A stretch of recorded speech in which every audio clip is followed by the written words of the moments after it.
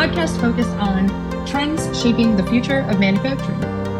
I'm Alexandria Burek, your host, here with A.W. Schultz, two thought leaders with a passion for people and manufacturing.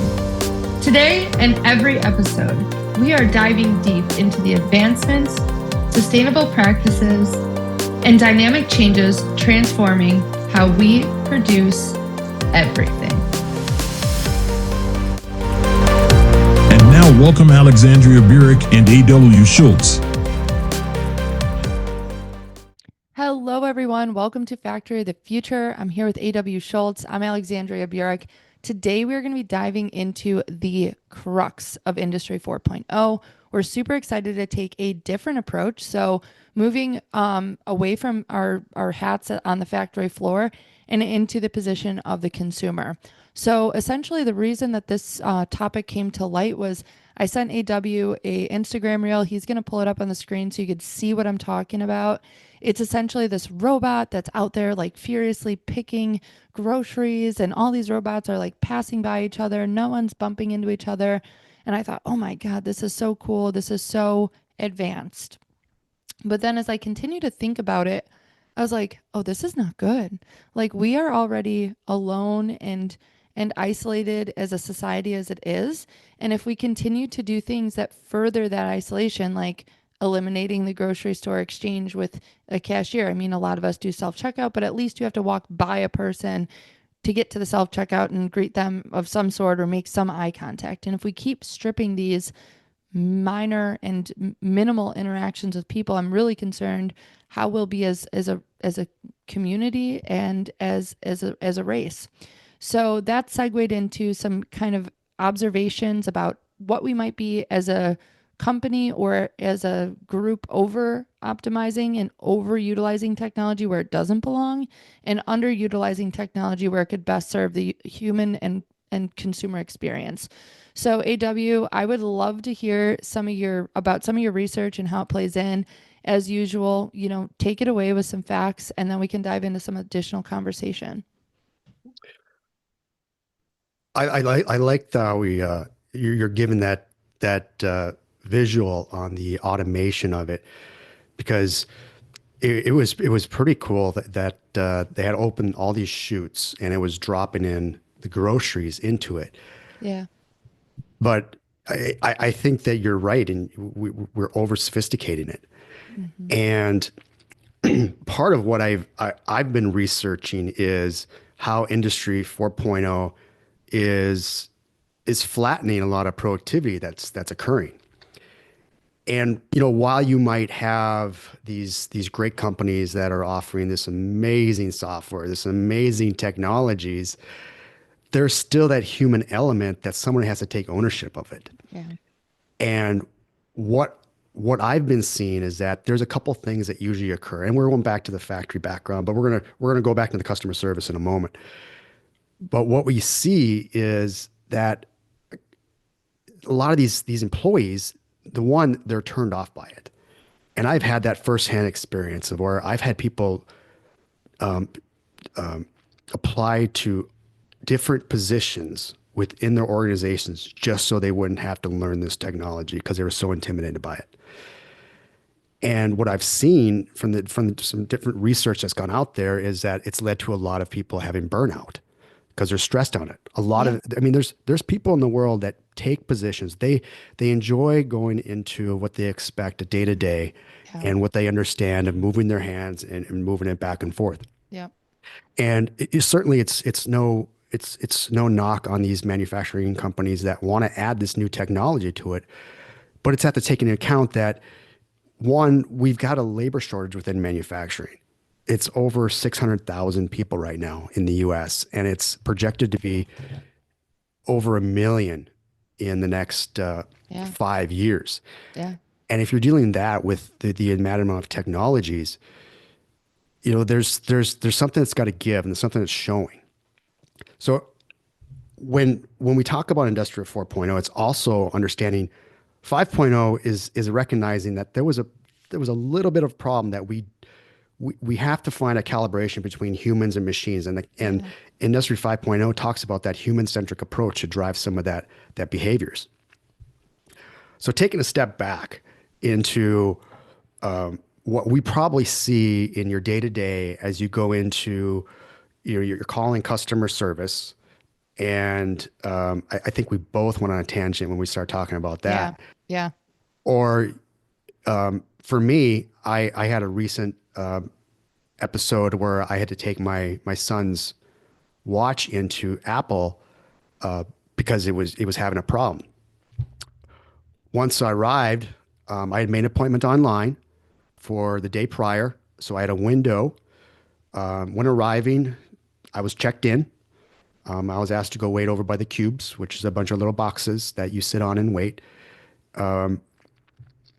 And someone came around and asking for, well, essentially it was my wife's name, because that's where the account was under, and my wife's got a very unique name, so I understood who they were calling for.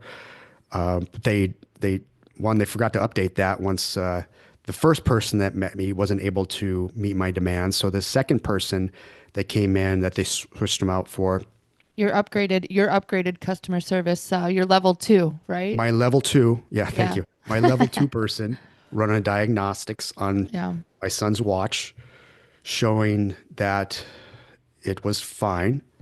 And I want to go home and tell my son his watch was fine because he tells me it's not. And he shows me, by the way, he's very polite on that manner. So I don't want to put him under the saying he's a bad kid, but he's having customer service problems and he needs an adult to take care of it. Yeah. So that was day one. And what they said was, well, your Apple Care has it expired? And I said, no, it hasn't. It says I still have 23 days left. They said, well, on the app that we have, it shows it has. So, and I updated it right then, saying now you can see it's updated. Well, it's still not in our system. So why don't you come back tomorrow?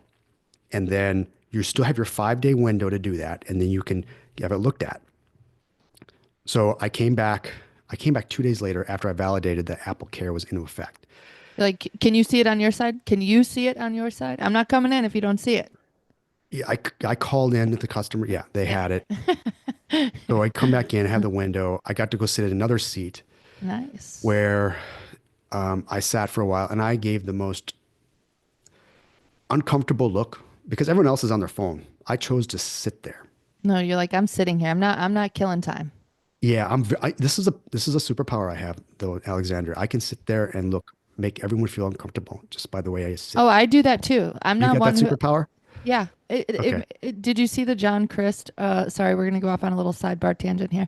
Did you see the John Christ like stand up bit? And he's like, "What are we doing? Get on your phone. You're making people uncomfortable. Like you're at a red light. Get on your phone." Like it was kind of funny. I enjoyed his bits on that. So sorry. Yeah, yeah. So I waited, and it was about 30 some minutes into it, and then the manager I think came over with his on his eye his technology advice saying the next person that comes over here, which I did notice they were having it looked like a shift change going on because there was people coming in and people leaving. Mental note: don't book an Apple window at the shift change. It was lunchtime. No, it was 2 o'clock, I think, their time. But yeah, so the next person comes in, and I realize I'm dragging the story out, but I want to emphasize how much work it went to. That the person comes over and says, well, the guy says, bring the phone in. If you got Apple Care, we'll ship it off. They'll send it to you the next day. Don't worry about it. Mm-hmm.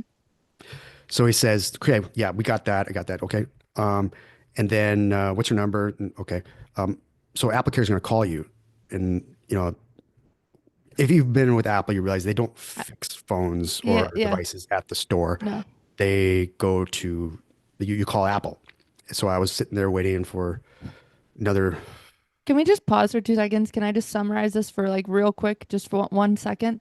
So Sure. you were asked to book 2 appointments. The second appointment after you had been to the first appointment was to come back to the store so you could call Apple Care. That's what their solution was, and then they Yeah. said I could get a new watch because it was defective, which it turns out they And they wouldn't still do it. weren't going to give it to you at the store. I know No, this. Yeah. no. I already had to send it in, and Yeah. then they said my Apple Care because it was this wouldn't work. So I got mad. I walked out. But then I reflected on it, and I started thinking about reverting back to the manufacturing world. You've got skilled labor and you got semi-skilled labor, Yeah. And I would have imagined I was going to be working with semi-skilled labor, only to realize that, they were being marched around by what was going on their iPads. Yeah. And they've got very limitations of what they can do. They go through the checklist, don't meet it, they escalate on. No agency, no autonomy, no thought actually on their own, no problem solving on their own. That I did, yeah, It's that I making noticed people that there dumb. was on It's that. making So people dumb. Yeah. very unskilled on it. Yeah. And you would think that they were more of a skilled labor Yeah. industry.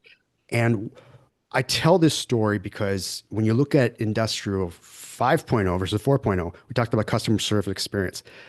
I didn't have a good customer service experience because I got moved around because I had unskilled labor trying to fix my problem.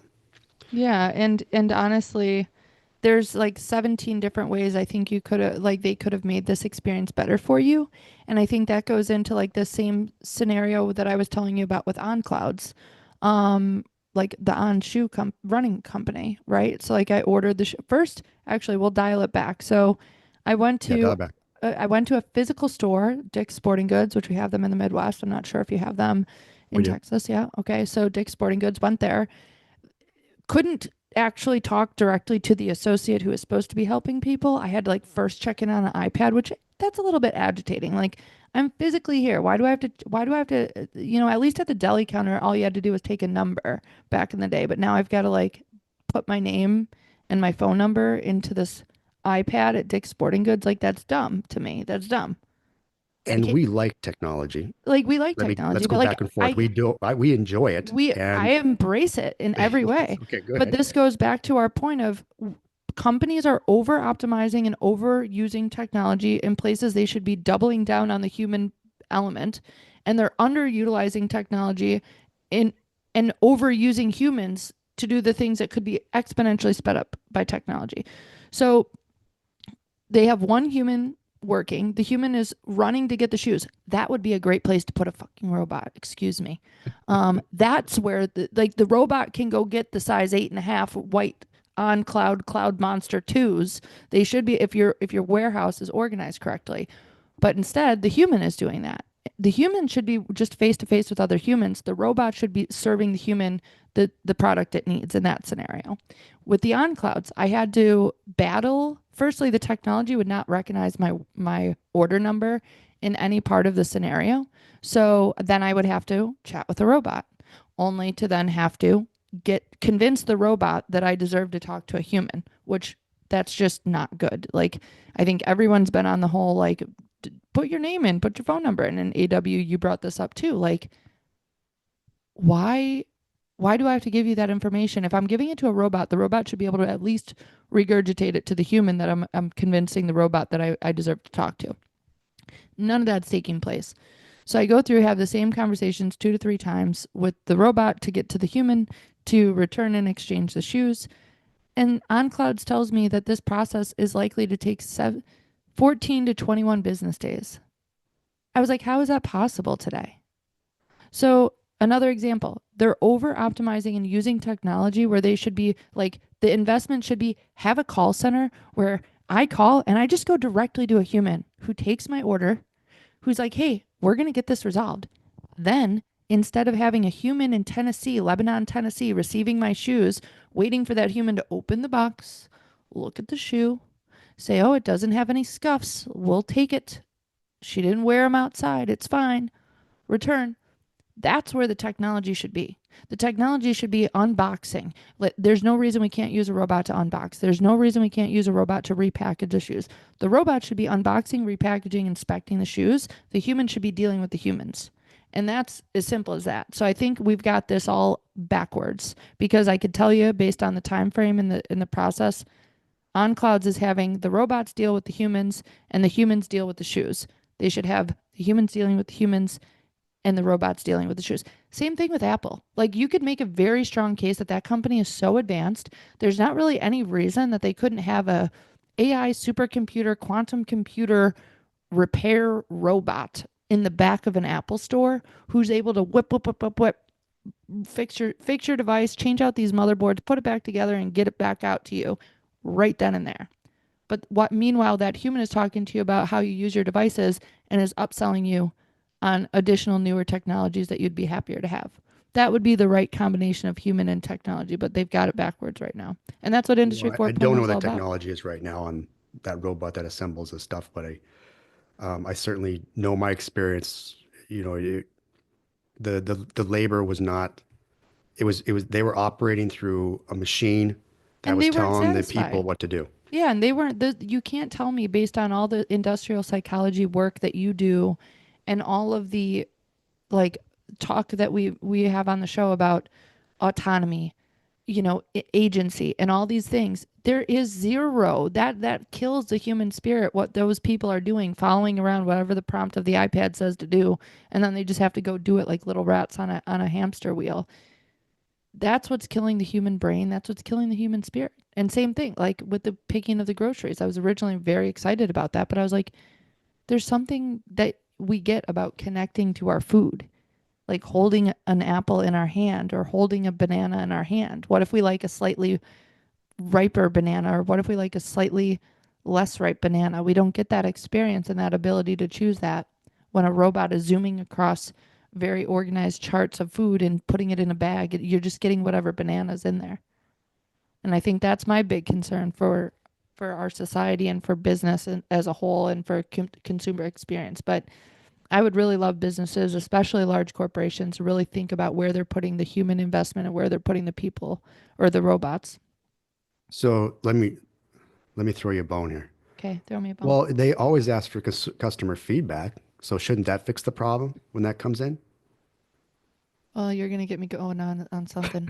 Well, sometimes it's the You're question. gonna get me going. You're gonna Because get me I'll going. tell you I'm gonna something go. about filling out feedbacks is that you got to make it quick and fast and to the point.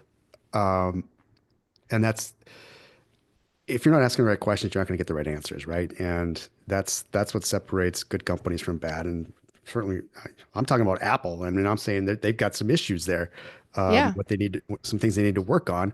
yeah. And if you ever see me in an Apple store, you know I'm not happy. I walk out in the mall and I see people getting the pictures with their new phones and they're, coming up. I think that's not me. I don't No. like going to I those I stores. have to say I've pretty much learned that I don't go to an Apple store unless I'm just gonna buy something and walk away with it. Like if I'm doing that, I'm happy to go to an Apple store. But I've had some issues with my watch and I just call customer service. I just call customer service. But on the customer feedback, I'll tell you a real quick story before we close out.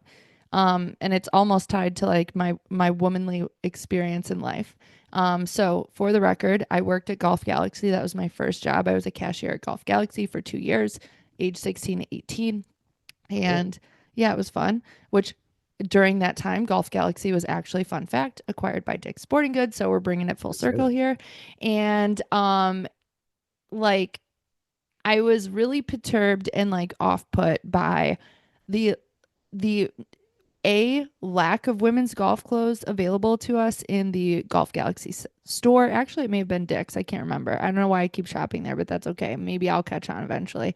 Um, and so like I think there were like two shirts for women to choose from for golf. Like two shirts, one I don't even know. I don't even think we had a one pant, one short, one skirt option. And I called customer service. This is probably 7 years ago. And I just kept calling. I was like, no, I want to speak to a manager. I feel discriminated against as a woman. I think this is terrible. I know that you guys have organizations that are like encouraging people to play sports. I'm like, how are girls going to get into golf if if they don't even see a women's golf section at your sporting goods store? Yeah. I said, that's terrible. I haven't seen any grand improvements based on my tenacious and that was like a week long pursuit. Like I literally was committed to that. I for a week kept escalating up to the highest levels of customer service and they were like, "We'll take your feedback. Thanks so much." So mental note, don't Can't get on Alexander's bad side. can't be He the only doesn't one. forget. Can't be the only one. She doesn't forget, but she keeps shopping at their stores. That's my foolishly optimistic personality. Like I just like I keep going back being like they're gonna get better. It'll get better this time. I'm sure of it. Yeah. Yeah. Yeah. So with that, what are we gonna talk about next episode? Because we have something that kind of ties in with this, don't we? Or in the next couple of episodes? What do we Yeah, we're going to be talking a little bit about Industria 4.0. Yeah. And we spent the last one dissing it, but I think there's some information that can be taken away from it. And also, bridging those gaps on it. Like how can these things be fixed on it? Because it's a great, the technology on there is so good. The AI, the big data, but it's the human experience, the human centric approach to it. People and machines working together, but there's a gap right now, and that's what we're going to start unwrapping. Yeah, and I think this case study with Apple that you had, I feel like we could really use that, kind of carry that into the next episode or whatever episode it is that we're going to talk about that, where we could talk about what those Apple employees experiences, because it's probably not satisfaction. They're probably not fulfilled and thrilled about everything that they're doing every day when based on what you described and based on what I think people are looking for. They don't want to work with me. I wouldn't. Well, not you, but I'm saying like the technology, like the way the technology is just telling them what to do. Like I would think that they would have some idea, like they probably know what the solution is, but because the technology, the strict rules, they probably can't actually serve you in the best way possible. And so I think that's something we could talk about too. Yeah. Okay. But I think we're clocking out. We are clocking out, like we're checking out like finished goods. We're out of here like finished goods. So we'll catch you guys next time. Thanks so much for tuning in. This is Factory of the Future, and we are out of here like finished goods. Stay tuned for our next episode of Factory of the Future, where we're exploring groundbreaking techniques and behaviors that are reshaping industrial landscapes. Don't forget to subscribe and leave us a review and help others discover the cutting-edge insights transforming manufacturing as we know it.